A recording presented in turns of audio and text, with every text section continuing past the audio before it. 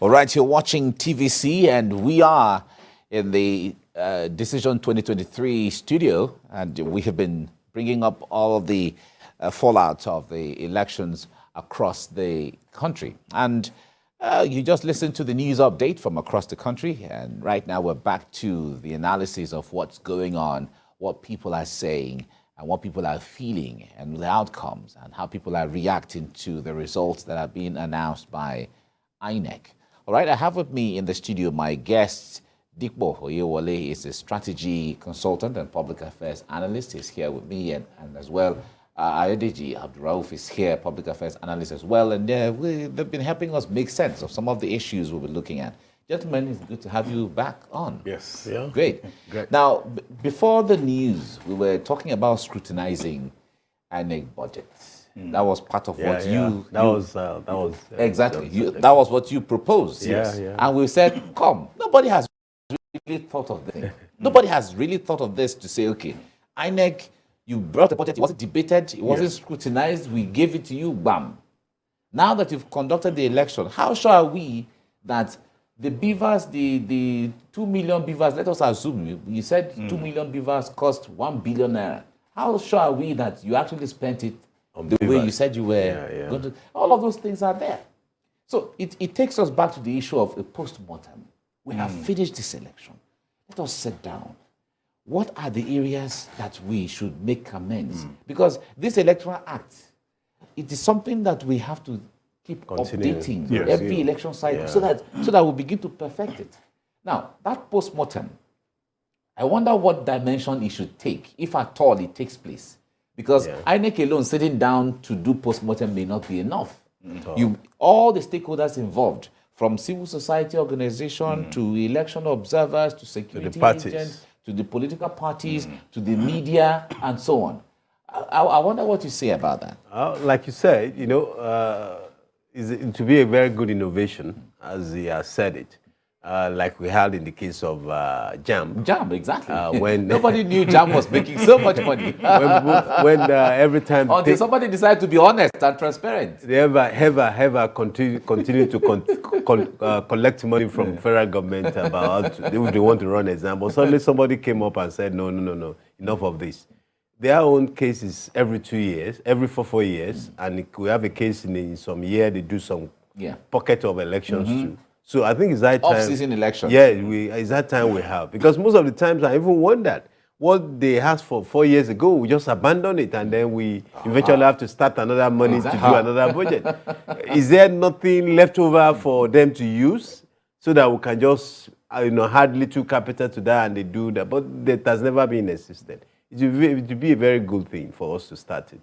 And I would love us to start with Professor Mahmoud. Maybe you'll be able to. Because he said you want to do everything transparent. No, of course. You want to be credible in everything. I think you'll be credible from the beginning of the process to the end of the process. To the end. And then until the next cycle. Until the next because cycle. the point there is government pays the salaries of the staff. Of the continuously staff. For 4 years. Continually for 4 years. Yeah. So you bring a budget. The budget you're bringing for the election exercise is not the regular salaries at all. No, it is just it's a separate special budget to implement the election, to prosecute the election. Yeah, exactly. I think it's something that everyone has to. To be an excellent thing for us to have it. Now, there's also the issue of this transmission of the result on the portal from the polling unit to the local government collation center, from there to state, from states to, and then at the national level, the resident electoral commissioner or the state collation officer has to travel physically from a state capital to Abuja to read out whatever is there before it is presented and before it is announced. Some people say, the moment you tally this thing and you upload it, you don't need me to transport myself, because that is why it is more costly. Because there's going to be flights. He won't go alone, will he? Ticket. No, he won't go alone. So you go with a team. He's going with a team. And there's a team. And then... Even the police? Of course, the security agents. Because you could be in the plane and somebody snatches the... If I know that, you are the professor that has the result from my state, I can relay you somewhere. So there has to be a police officer, protecting the person who goes in there. And then somehow we have a team of 3, 4, 5 persons who have to travel by flight from the state capital. Stay in a place, in a hotel. Stay in a hotel. Because they're not going back to flight box that night. So the point there is, one would say, when INEC submits a budget of hundreds of billions of naira, what are we spending? Yes. So what do you make of that, though? For me, it is very unacceptable. It is unacceptable, and it also goes to show the kind of culture we have with regards to work ethic. We don't value a lot of productivity a lot, and that for me is a problem. It's also in how we see how we conduct ourselves in Lagos. You see somebody say, I spent 3 hours in traffic to get to the office, and it's a badge of honor. I said, 1, you will soon die. 2, you don't value your time. Because in a place where you're being paid hourly, you can estimate that I'm being paid 1,500 naira per hour. And I spent 3 hours in traffic. That's 4,500 naira. It's gone. You've taken out of my life. Yeah. As governor, you have to do this road. If it is the road that is bad that is causing traffic, if it is the downfall drivers that are causing traffic. So that's part of the reasons why we're not able to properly demand good governance from our leaders. Well, that's aside. Yes, it is a very huge blow on productivity because it doesn't really make any sense. But for me, saying that they got wind of some hack and all of that, for me, it is unacceptable because we have today private and government institutions that have secure websites, invest heavily in cybersecurity. You've had how many years to prepare for this particular election? You had an off-cycle election in Osun. You should have been able to learn lessons from the previous elections you have that were off-cycle to know that, 1, the traffic you'll be getting on your website currently with the general elections will be different from the one you'll be getting from the off-cycle elections. You should invest heavily in cybersecurity to ensure that once elections are done, conducted as a polling unit, they are transmitted directly, uploaded to the website, so we know all of these things under 24 to 36 hours. We know the scores, everybody knows the winners, we know the losers, the people who are going to sulk, who are going to court. They can start preparing their briefs and start maybe paying lawyers to have money to pay school fees. So these are things that we need to get done very, very... Did you hear what he said? Yes, very important. So these are things that we need to get done very, very seriously, and we need to be very, very urgent with it. So that's why I said earlier, these are part of the reasons why we need to audit INEC. We need to know where the money has been going to. You check their budget, you see something for logistics and vehicles. 4 years ago, did you use vehicles? Did you collect money for vehicles in the last election? Yes. Where are those vehicles? Is it after the last election you set them ablaze, hoping to get another one now, or what is going on? The same thing we see in other governmental agencies. We need to be prudent with how we spend money. We can't just blow money about as if we have it. And we keep saying, oh, we are broke, we are broke, we are broke. And then we give an institution of government billions of naira and we're not able to account for it. Yeah. It's very irresponsible and recall that in about a month or so, there'll be another national assignment, the census. Yeah. Oh, yes. That's another thing. Huge budget altogether. And then you have an institution like INEC that have certain instruments on ground. Watch. They would not collaborate with INEC or institutions of government that have national coverage.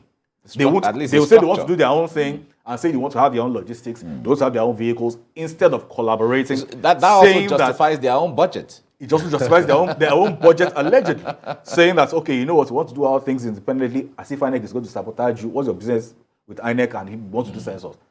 Collaborate. Yeah. Even in the private sector, people collaborate today to save money, to save funding, Kenya, and save resources. In Kenya, the electoral umpire is also the body saddled with the boundary adjustment or boundary whatever. So they have an assignment not just for elections, but also to demarcate boundaries and so on. Which makes sense because when you're not conducting elections, you're being paid salaries to be doing what? Playing Candy Crush on your phone? Or doing what for us? Because we have to be able to justify the value of the money you are getting paid. You're getting paid for your time and for value. That's the whole purpose of a salary. Yeah. So how do you justify it? If we cannot see how, okay, let's even say we're not collapsing those institutions of government at this time, but can we see how they can collaborate to save money? We cannot keep coming every day and saying we are broke, we are broke, we are broke, and then we are spending as if there's something wrong with us. It doesn't make sense. Now, we saw the results that were being shown at the dashboard at the collation center on Excel sheets. It tells that nothing special went into preparing that. Exactly. Now, if you go to airports or international airports, you see a dashboard that has the flight schedules. And as the flights are moving and or some are being rescheduled, you see how they move. Exactly. So you don't need to go to ask anybody, when is my flight? Except if you're lost, and then you can seek direction, and somebody maybe you tells you don't understand it's the language. the other gate or it's upstairs, or whatever the thing is. I was privileged to cover presidential election in South Africa in 2014. And at the National Collation Center is this huge dashboard where you see the entire country. And as the results are coming in, just like real time. In real time, you see the figures changing. Nobody is coming to say that I am the resident electoral commissioner from Gauteng or from I cannot read my Johannesburg handwriting. or from Cape Town. There's nothing like that. Everything is there. So the only thing they wait for is the chairman of the final the electoral body, who now officially, in his capacity, after the results are in, now formally declares, because that formal declaration is good for the optics. Critical. No, it's critical. As much as everybody already knows, then that formal declaration is critical for the optics and for the record purposes. The completion of the process. He now completes and then signs off on the election process until the next cycle. So they create software that can tell us where all of these things are coming from. So when you see INEC still doing the Excel sheets where you see all the parties and then the figures are just there, where is the money go to then? I think it's the election process that we have. Because you mentioned South Africa now, another developer would know how the whole thing goes. And in that election, INEC was there. Look at the issue of fighting. Yeah, and it goes to look at the issue of fighting vote buying that just came up, and that's what led to redesigning of the currency. Is to curb vote buying, but to me, that is just to tell us that we don't follow the process from beginning. Because if you follow from beginning, if you want to contest for an election, we must know your source of income. We must know how you're going to raise your money, and everybody will be following up with you how you are raising that money. So you're spending, nobody will copy about it. You see, a member of House of Reps came up to say that by virtue of the Electoral Act, he must have access to about 70 million to do his election. With Naira redesign, can he have access to that? So the issue of vote buying, you cannot, yes, Naira redesign to a certain extent we've been able to solve, but normally we're supposed to start it from the beginning of the process. If I want to do an election, it's in the Electoral Act. How much do I need as a presidential candidate? How much do I need as a senatorial candidate? How much do I need as an House of Reps? How much do I need? And what are your sources of this income? From friends, from family, from people that will donate to you. What is the account you are opening for us to follow up? And that's why in advanced world, you see they follow up everything and they know how much you raise. If you raise essence or some money flow into your account unnecessarily, people will know. But in our own case, people just want to get answers to every question on the spot without following the whole process from beginning. So I always, when I analyze Nigerians' election, I see the whole democracy process. How much will it cost somebody? Because what you will spend, what Mr. A will spend is not what Mr. B. Exactly. See what has happened with the Labour. Can anybody say, if anybody wants to tell me, Labour hasn't spent as much as some other party. But they've been able to use a platform to get things moving in a particular direction. Strategy. That's their own strategy. But everybody must be transparent. But people are still questioning them too, that those platform is not for cheap. Doesn't come for no cost. That who is running it, who is paying for it? Because that's what some people run away from. The reason why a lot of people don't want to go online too is not cheap. Because you got to be paying for a lot of data, you got to be paying for a lot of, who is doing that? So how do you audit such system? That they are in Canada, they are in US doing all sort of things. And they are said they are the power of social media. Who is auditing that social media? So it's the process. How do you start from beginning to the end? How much is it going to cost you? It must be known. What is the source of your money? Who is going to donate to you? Or how are you collecting the money? But nobody is doing that. All right. I think this call is to everyone, because everyone is pointing accusing fingers. No, you people manipulated. No, you people were not. But the point there is, if we flip the coin, maybe everybody has something to hide. We don't know.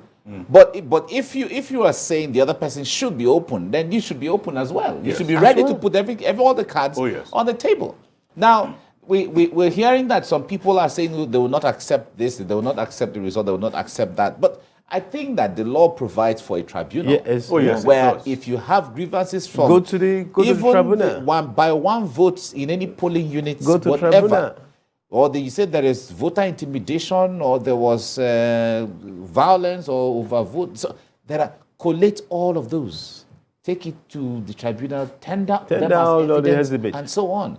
I don't think everybody is patient to wait for that now. From It's from the truncation. way we're People are hearing interested in truncating all the voices here and there. Well, I would advise that they be patient enough to see the official outcome, even though most people, if not everybody, already knows the actual outcome. But we need to hear the official outcome, and we must all conduct ourselves in a civil manner. In the end, we're still in a democracy. We are governed by laws, and the electoral process is governed by the Electoral Act, as well as our Constitution. So, according to the letter of those documents, we must see how we align ourselves within them. So, the document says that you have any grievance, you have any issues, you go to the tribunal. That is what you should do. That is the legal thing to do. Anything outside the legal bounds, there may be some challenges having to win the case, because in the end, right, public sympathy doesn't win legal battles. At all. It doesn't, right? So if we need to, because in the end, we need to ask ourselves, if I am contesting a result of something that happened between us, what is my overall outcome for contesting it? Is the overall outcome to show that Mike is a bad person, or the overall outcome is for me to say that, okay, you know what, maybe I won it, and because Mike works at TVC, he was able to use the power of the press to intimidate me, okay, or to say that, okay, you know what, when they look at all the evidence, they're able to say, okay, maybe we need to have the process all over again. But your outcomes must determine your process. And if your process is supposed to be a progressive one, then you go the legal route. Public sympathy is not a substitute for legality. It is never a substitute, and we must all conduct ourselves in a manner that shows that we are actually in a democracy, and even expressing that we are part of those ones that want a better Nigeria. We must show it in our actions and not just in our words. It's okay. Well, Adeji, I wonder how you assess the democracy that we have now. Recall, well, in the First Republic, I wasn't born then, but we read everything about what all the players did, even pre-colonial. We read all of, and we knew how those things played out. And then to the Second Republic, where we witnessed some few things, and then the botched Third Republic, and then the Fourth Republic we have right now. How are we deepening our democracy if you make comparison, especially with our political party, our political culture, our so-called ideology, whether we have it or we don't have it, or we have it, we don't know it, whatever the thing is. What are you seeing? Our democracy started not with a presidential system of government. You know, I think I don't know how we even got to this presidential stuff. We borrowed it in 1978. So, because if you look at... We went to the US and borrowed it. I said, borrow us this, please, we want to use it. Can we borrow it? The kind of democracy that we started before independence and after independence, before this presidential system came in, has been so transparent in such a way that it is done within region. And what everybody is interested at the center is not much. But the presidential true federalism. Yes, the presidential systems now make it more so powerful for the man that wants to be the president of Nigeria, whether the man or the woman that want to be the president of Nigeria. I think we still need to look into that. And that's why this so-called reaction from the other party. They know they get away again for another 4 years. And some of them, their source of income may be affected. And that's why you see some of the party will always come out to say this and that about elections. Election process has a circle, and the powers in the hands of whoever take over also matters. Because if whoever take over is going to kill the system even before he finishes 4 years, we should give it to this current president on this issue of Electoral Act. why we have so much transparency in the kind of election we are conducting that we're talking about today is because of the review of Electoral Act and in signing into a law. And that has become implementable from that moment. And that has changed a lot of things in our electoral process. We saw what happened in Ogun. People thought it's over, this overvoting we're talking about, but they were able to establish a case in tribunal. So they too have this option. And I'm wondering where they're going to get option. If this election has not been fair, if we have the presidential candidate of a party that has lost his own state, we have a situation whereby the chairman of the party of the same progressive party has lost his state. The sitting president has lost his state. Okay, the DG of the campaign committee has lost his state. Exactly. So what is not fair in this? Key officers. So because are they saying they don't have political values in their state? A personality like Ashiwaji doesn't have a political value in his state? Or someone like the chairman of the party doesn't have. Abdullah Adamu. Or the president himself. Or the president himself. The man that wants to be. And the man is the man that started the Electoral Act. And he knows the implication of it.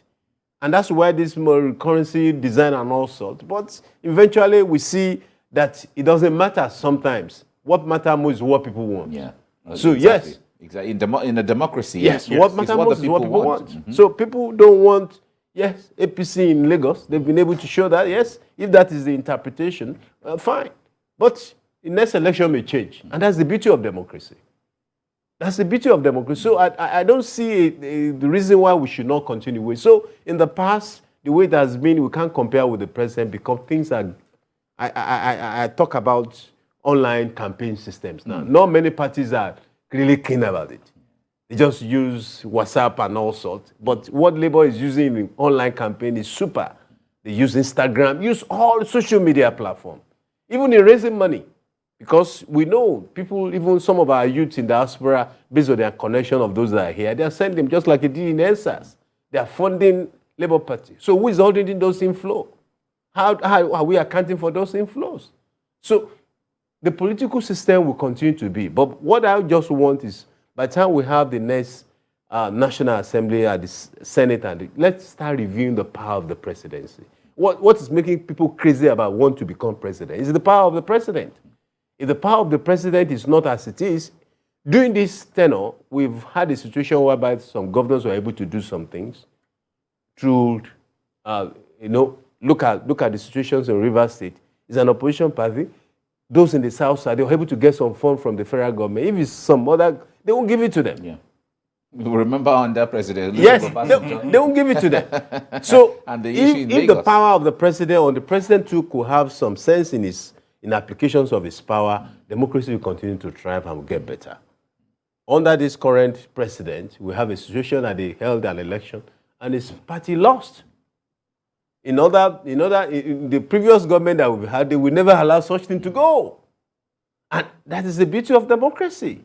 And we hear what the presidential candidate of APC said about what happened in Lagos. He said, people should be calm. You win some, you lose some. That is part of democracy. So it's thriving. All right. Now, until INEC announces the result before we know who will become the next president of Nigeria, of course, everyone has to wait.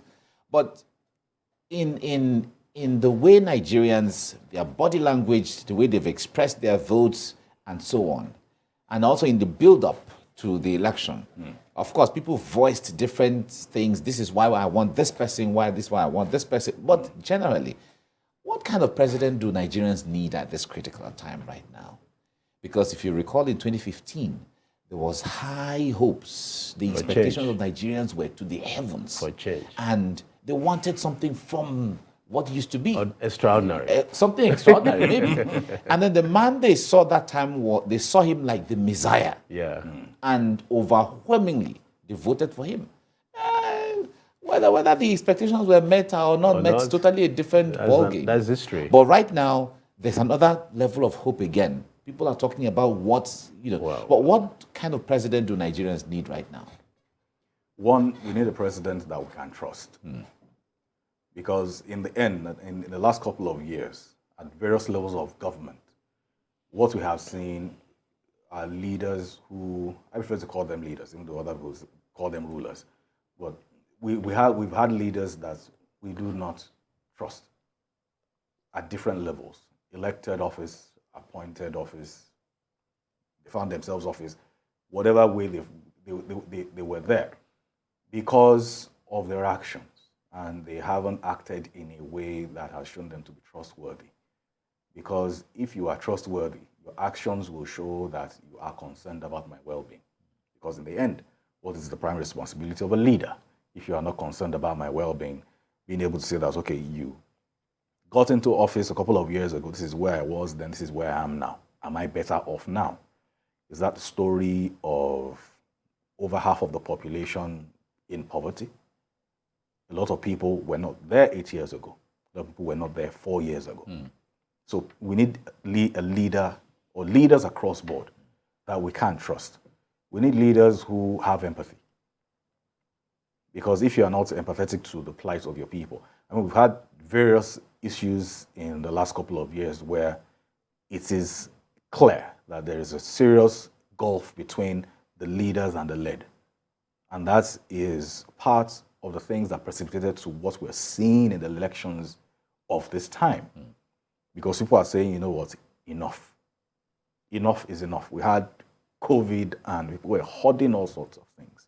We ended up having a lot of food stuff getting rotten, damaged, unusable. To what end?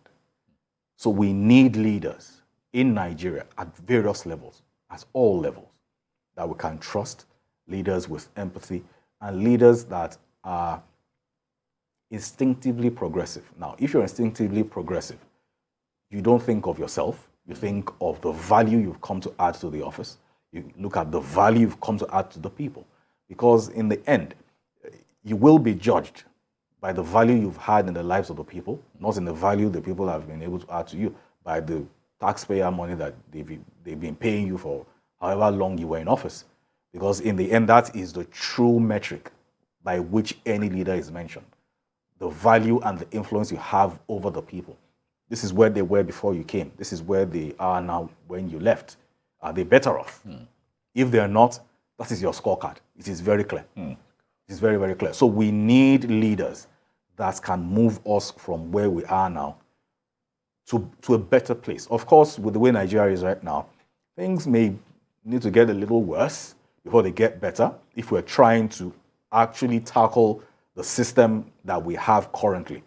But we must be able to say that, yes, we trust this person, and part of the ways we can know that we will trust you is how you communicate as well. We need leaders that can communicate effectively. You don't just do things in isolation and expect that people will just understand what you're doing or people will just follow you. No, you need to carry people along. If you're a leader, you don't carry people along, you're walking alone, you're going for a walk. Wear your Fitbit and be counting your steps because you're on your own. Then you're not a leader. You're not even a ruler. So what are you? All right. Now, any moment from now, we'll be crossing to Asaba in Delta State to get updates from our correspondent there on the announcement of results from various, at the State Collation Center from various local governments. We understand that about 22 local governments have been announced, just less than 3 or 4 or so to go. And we'll certainly cross there when our correspondent is ready. Now, Ayedeji, when it comes to the need or wants of Nigerians from whoever they're present, they have so many things. Yeah. We will talk about restructuring, we'll talk about state police, we talk about solid minerals, power, inflation, water agriculture, resources. water, name it. It tells you that the same thing that Nnamdi Azikiwe, Tafawa Balewa, and the rest campaigned with in 1960. We're In still campaigning with it. 1964. We're still It was the campaigning. same thing Shagari and the others campaigned in 1979, 1983, and all of that. It was the 93. same thing 1993, MQ Abiola, Tofa, Kingibe, and the others Atiku. campaigned with. It's the same thing they campaigned in 1999, Obasanjo. housing, all of those. Till now, those things are still there. But of course, we know that no single government can provide all of those these things at the things, same time. exactly. Even if you want to try, you may start from somewhere. But what do you think are some of the pressing needs that whoever becomes president will have to start looking into very, very quickly? One thing I want us to be cautious of in this current election is that, to me, in Nigeria, this is the first time we have candidates that have been prepared to lead. You know, most of the times we have an emerging president in Nigeria. Is that somebody package or somebody put it there? But this is the first time we have a bold person. You know, looking at what is going on the APC presidential candidate. He's so bold. Even the sitting president, he went to him first and told him he's interested in getting this seat. We've never had it from time immemorial that somebody must package you in early before you come out. Yes, there could be such thing, but this is the first time. So to me, if you want to be president of this country and want to be able to match up and provide the needs of Nigeria, you must first have what it takes to get to that place. And that is what I see in the candidate of APC. And that's what I think a lot of Nigerians, based on the vote we've been seeing they are counting, that this man has been tested, trusted, well prepared. He wants to be president of Nigeria. And apart from that, he has good knowledge, fair knowledge of what this country is all about. Because if it is a man that has been sitting at the back and watching the trend of leadership, this is a man that have been watching the current government without taking a contract from them and just watching what they are doing and how to get it done. So he understands the knowledge of what government and is ready to rule. Anyway, but that is one. The basic things that Nigerians there are other need. Candidates of the other political parties too who came up by themselves also wanting to be president. What have they done? I ask this question. What have they done most times? Well, let's leave that. So let's leave that. Let's leave that one, because the point any government comes to do for Nigerians have Nigeria, spoken in their what voice, Nigerians what any government will comes to do for Nigeria now is just the food, clothing, and shelter. That's what Nigeria first required. Food, clothing, and shelter. Hey, okay. Those are the essential things that Nigeria required now. Okay. If I can hit food. But some people already have food, clothing, and shelter. How do they get it? Are they sustaining it? You know, some people save money, some people They have it one, lose money. they have it one way or the other. How sustainable is it? They've built their own houses. They have clothes that they can wear. They have food to eat on a daily basis. What they want is But either majority is looking for those three items. Okay. And that's why the level of poverty. We'll come back to this because I'll ask you the same question. But let's cross over to Asaba, Delta State, where Ikenna Mechi, our correspondent, is there. Ikenna, how far has it gone with results from the various local governments in the state? Good evening, Mike. It has been a hectic day for us. It has been a long day, and the coalition started on Sunday evening around 6, and from there we have done about 22 local government areas, and the result has been coming up very well, and I would say that the percentage of people voting is actually a shortfall from the number we expect, because of the fact that about 2.8 million registered voters collected their PVCs. That's about 3.2 million registered voters in Delta State. And from the voting so far, it has shown that about a little above 20% cast their votes for their preferred candidate. And it has been really, not what is expected, because of the fact that a lot of first-time voters actually participated in this poll, and we expected the numbers to go higher than that. But all the same, it has been, a pretty result we've been getting from the local government. We've gotten from the Delta North area, Delta North District, and from Delta Central. We are just awaiting some result. That's 3 local government from Delta South, and that is where we are right now. And it has really been going really. A party is dominating, and while another is taking up the other a position of 6, while the other one is taking about 16 local governments so far. And we are still here waiting for about 3 local governments, and we know that on Sunday there's an extension of a particular local government because of late arrival of material. That's Warri South local government, and election has to be held on Sunday morning, even Sunday afternoon. So that is one of the results that is being expected, and of course Warri Southwest and Isoko North. Those are the local governments we are still awaiting right now, but we are still at the INEC headquarters here in Asaba waiting for those results. And I can tell you, Mike, that of the results released so far, we have some incidents that are really, really funny that you want to, know about. Like the last local government, we have Ward 1. Ward 1, entire Ward 1 was actually no voting in that place because of, they said INEC officials were attacked and materials were carted away with, and then there was no voting. About 1,572 eligible voters were disenfranchised from that local government, and it's something really not too good. And in Sapele local government area too, we have some issues also that rear its ugly head, making some voters not to cast their vote. We know in Ward 4, about 5 units in that ward, voting didn't take place because of the SPO was actually held hostage, and then because of when he arrived, it's the people there, the voters say they don't have the result sheet, so they will not vote until they get the result sheet. So a lot of incidents here and there that are causing really people not to, exercise their franchise. But so far so good. The result has been coming, and we are waiting. There's 3 local government area, and then the collation will go up from here to Abuja, where the final result will be announced. Mike.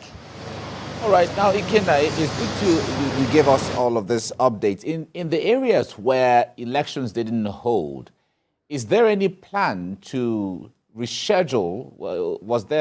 Can you clarify that for us, if there's a rescheduled date for elections to hold there, or it's been cancelled and that is how it is? For what I hear from the officials of from INEC, those places were actually cancelled because of as far they say that the people didn't allow for voting to take place. Is no fault of the electoral body, so election did not hold in those places. The places that election were extended to Sunday, which actually held and result have been expected, they say it's because of INEC late arrival of material in those areas, and INEC is duty bound to actually make sure that election are held in those places, and that is in Warri South and election held. But those places that I told you, especially in Sapele, where a lot of voters were disenfranchised, there's a particular place in Ward 1. They said a staff of INEC was held hostage, and and then there's a place that they said the beavers didn't work, but and then the people didn't allow for the election to take place. So, and there's a place that they're supposed to reschedule the election, but the people said they don't want the INEC officials to come to that area. So for the safety of the officials, it didn't go there, and election didn't take place. So that's to tell you that there's not going to be a rescheduling of election in those areas, according to INEC officials here in Delta State. Mike. All right. On Saturday, on the day of election, the INEC chairman in Abuja addressed the press, and he talked about, he informed us of 2 beavers machine either being snatched or were taken away or something. Can you let us know what happened to the snatching of beavers machines somewhere in Delta State?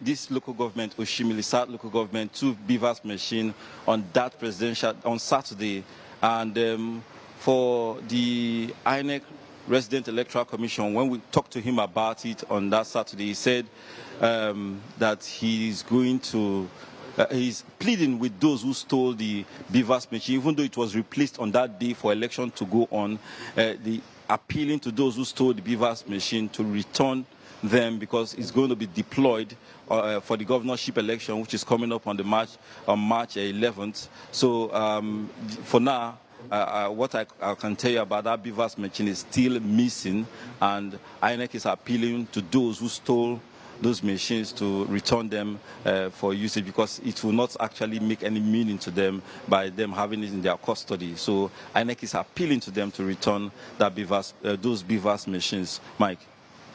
All right. Before I let you go, you talked about the fact that there has been a low turnout of voters, and it wasn't exactly what people expected. What could be responsible from your interaction? What is responsible for this low turnout of voters?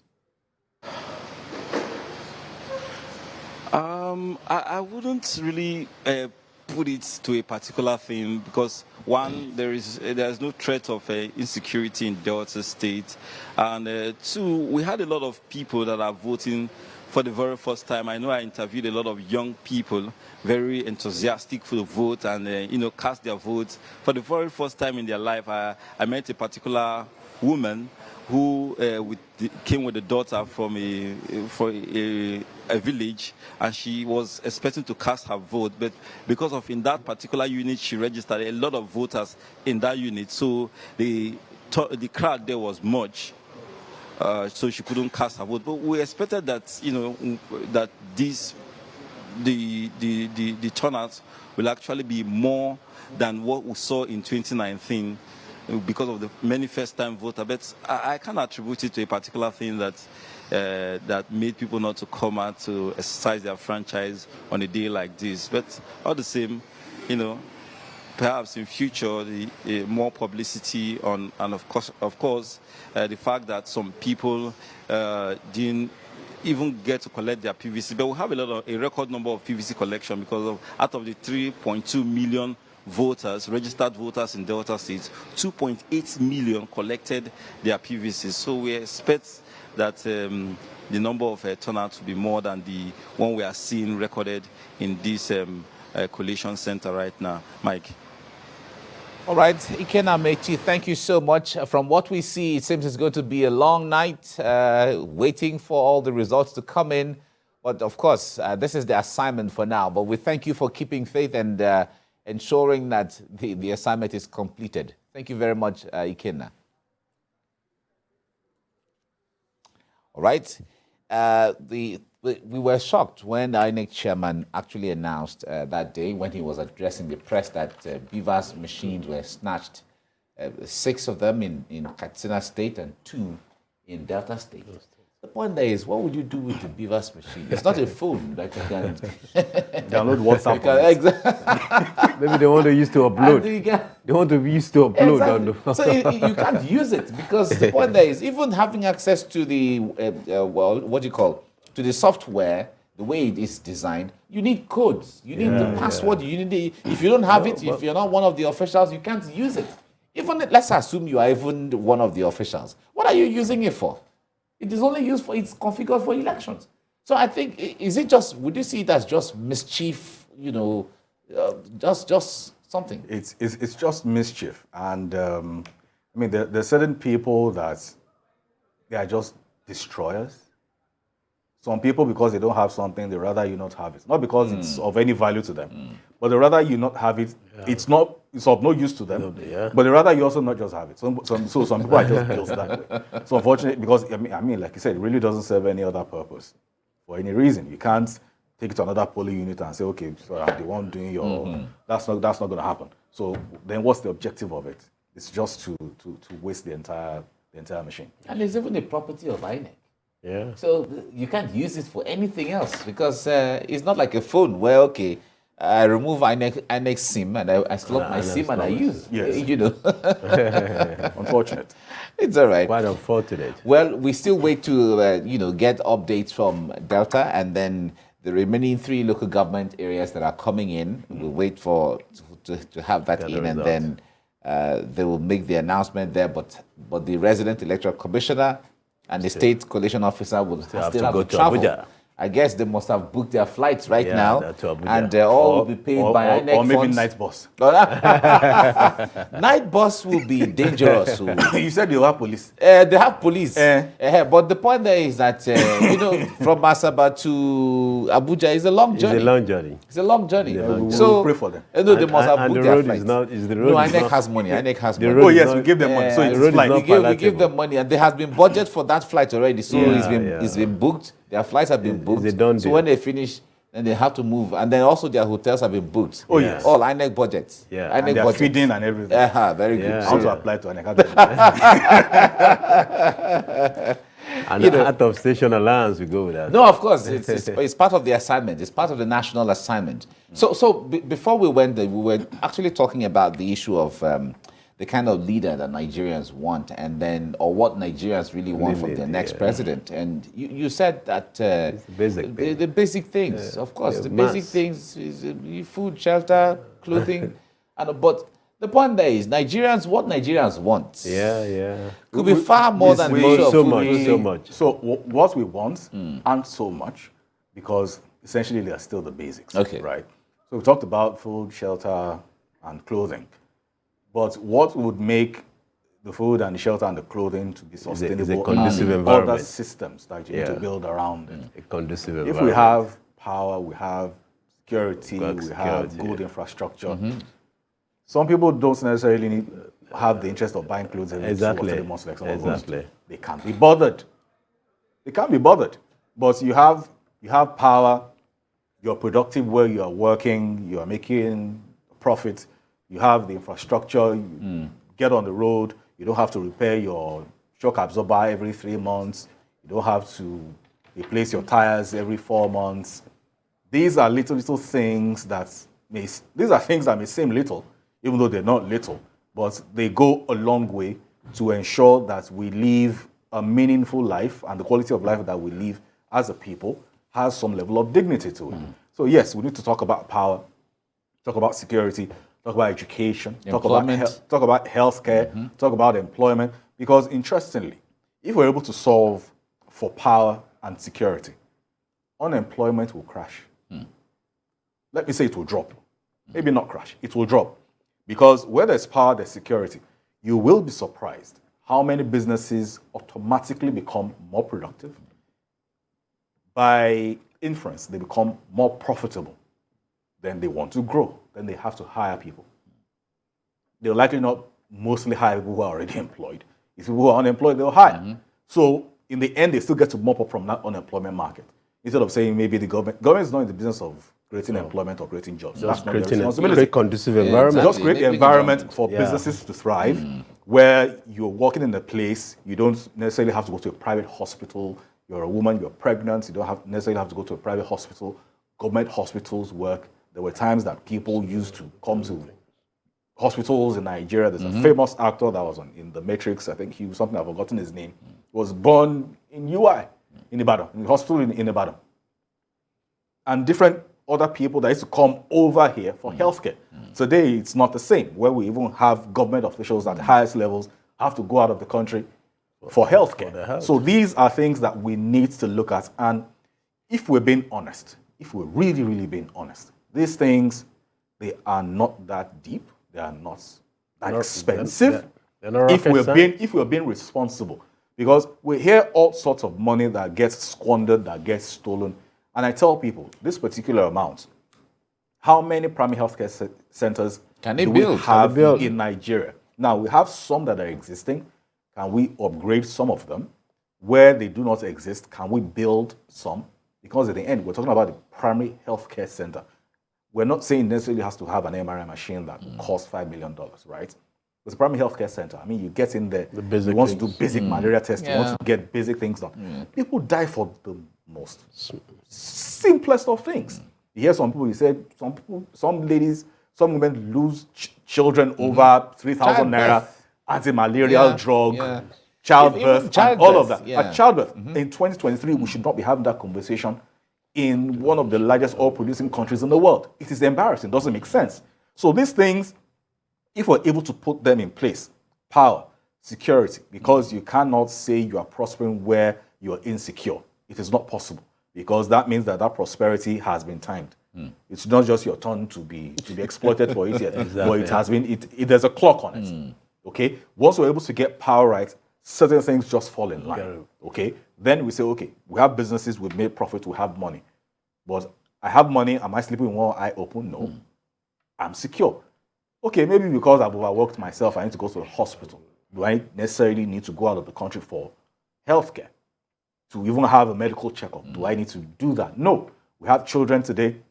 That state of the public school system, it is appalling. And I tell people, I say, we have no idea the implication of how bad our educational system is right now. And I mean at every level, even up to tertiary level. Because we see all sorts of things. We employ young folks who say they are graduates, who just finished NYSC, and then you have conversations with them, and then your head is spinning, you're wondering, how many years did you say you spent in school Non-employable. again? Non-employable. Adding ASU to it. So these are the challenges, because if we do not have a healthy workforce, we cannot prosper as a people. If we do not have a well-educated workforce, we also cannot prosper as a nation. So all of these things, they affect each other. And if we do not have a secure workforce, you have people that say, you know what, I'd rather stay in my house hungry than go to the farm to get killed. So they don't go to the farm, you don't get food in Lagos, everybody's affected. Exactly. So in the end, we need to address all of these issues, and I believe that all of them can be touched to a reasonable degree. Like you said, not everyone can do everything at the same time, but there must be certain indelible marks that you can be able to leave. We keep talking today about the late Chief Lateef Jakande and what he did in Lagos in 4 years. It is unreal. Feeling the impact of it. It is unreal when we have a lot of folks maybe born after the year 2000, and then we have to read out everything he did in 4 years, and people are like, it's not possible. Like, you parted this. You have no idea what kind of person this man was. Yeah. We have a lot of people today in a particular generation that weren't even born in Lagos, but came to Lagos, and they say they owe their education to the schools he built. Exactly. Their families had roofs over their head because of the housing estates he built. Governance is really not that deep. Yeah. It's not rocket science. It's just commitment to doing the things. Commitment to doing the things. And like I said earlier, you must have empathy. You must have empathy. When you are able to empathize with the people you are leading, then you can say, you know what, this doesn't make any sense. Why do you have children out of school? Why do you have children that fall ill every time because of the kind of environment they're in? The water is bad. They have to trek all sorts of distance to even go to the school that they go to, that they don't have roof in the school, no chair in the school. They carry the chair on the head. It's really, really, it's unheard of. Yeah. It's unheard of. And we need to address all of these things if we are serious about moving forward as a nation. But more importantly, before I close that point, we must have a leader that must be able to, one, channel what we have as a national vision and be able to carry people along that direction. Because the way we move like that. In the US, when they were to go to the moon, it was one president that announced it. By the time they were to go to the moon, that president was not in office. Exactly. In his speech, he said, in the next decade. That was the phrase he used in that speech. In the next decade, of course, he knew that he at most was going to have a two term, which was 8 years, which he didn't even live to finish his second term anyway. So for all intents and purposes, he knew that vision was not going to be birthed while he was going to be in office. It was John Kennedy. Oh, John Kennedy. There was John Kennedy. He knew he wasn't going to be birthed while he was going to be in office. And it was going to be a mantle that he would pass to the next government, irrespective of the party. So we need to be able to communicate a national vision to the people to see that this is who we are as a people, this is where we are going, and this is how we will get there. Yeah, when the Americans talk about the American dream, They talk about the American dream. It is not about Republican or At Democrat. all. No. It's a collective. thing. It's the American Exactly. dream, and It's an if you American do thing. anything as an individual to threaten that, that is when you will Everybody see, comes for you. You will see bipartisan barakbo on your head, so that no, you will not compromise you can't this do- particular do it. ideology we Yeah. have forget that he's Democrat and Republican. Both of us will fight you. Yeah, we will deal with you. We'll keep that one. We'll come together as Americans first. Yes. When we finish dealing, We'll with go you, back to be doing then we'll go filibustering back and all of that. But on this one, we will parak on your head. So It's the way to go. All right. We need now, to get it now, one thing that we don't get to debate about in Nigeria at time build up to elections is foreign policy. Yeah. Because everyone is still busy with like you were talking about the basics of things. This is, these Which things. you're supposed to have these surpassed. things, exactly. That we should have kept long ago. The point there is, I think it was in Borno State when I was still in the University of Maiduguri. The government came up with a kind of scheme where they built 505 housing units, 400 housing units, 202, 707, and they were just building housing for everybody, scattered across the entire state. It was a policy. So it became, and you'll be like, how did the governor get enough money to do this? It's just commitment. So the point there is, we're still trying to survive as a country, basic things. Sometimes we even borrow money to pay salaries, and we are not able to handle pensions, everything. Just so we've not had time to talk about foreign policy. Foreign policy, if it is America or any of the Western countries, foreign policy is part and parcel of whatever the agenda of the campaigns that they're going to can be an island. We don't talk about. They said that Africa is the centerpiece of Nigeria foreign policy. We've been talking about being giant of Africa and so on. I wanted to talk to that point where even some embassies of Nigeria we are not able to fund some embassies and so on. We hear in some of the embassies they don't have printing machine. Talk to us in that. First, just briefly. Why do we have even some of these embassies?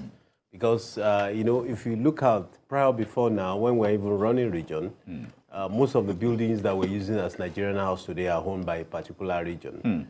Deliberately, that region has really planned for. Like the Western region, like the Nigerian House in UK today, the Nigerian House we have in US today, is done by the Western region. You just go there to convert it to. Are the government really prepared for us to have foreign embassies? Because when you are designed to have a foreign relationship, you must have set your priorities. Your bilateral agenda. Exactly. These are the things we intend to achieve. Some of our foreign offices are just there like that. And that's why sometimes when they say something happened to Nigeria, nobody knows. Because they don't even have data of Nigeria entering that country. Until when problems arise, that's when they start coming up. I think we need a government that will redesign our foreign policies. All right. And decide on what we want, what we intend to have in a particular country. Not just creating offices all around the world. Okay. I don't think we are creating a foreign relationship. It's okay. Well, we have to leave you here now. I must thank you all. It's midnight already, and I must thank you, gentlemen, for all your insight and all the, insight into some of the issues we've talked about. You've talked about Nigerians wanting the basic of things, just provide, housing, food and shelter, and I think maybe they should be okay. We'll ask the Nigerian on the street, if we give you food, are you okay? Yeah. If we give you housing, are you okay? Are you okay? We'll If tell we you give it's clothing, okay. Are you fine? It's okay. If it's finished, fine. Maybe we'll ask, And then sustaining it. Exactly. All right, thank you so much for coming. Thank you, welcome. Debo. Thank you very much. Thank you so much. Rauf. Thank you so much. All right. This is where we'll close this session, but my colleague Kemi Folade will be on shortly after now to continue for the next couple of hours. Know that we've been bringing you updates and talking about the elections and the fallout of the election and what we need to improve on as a people. Thank you very much. I am Mike Okwoche. I'll see you again in a couple of hours. Bye.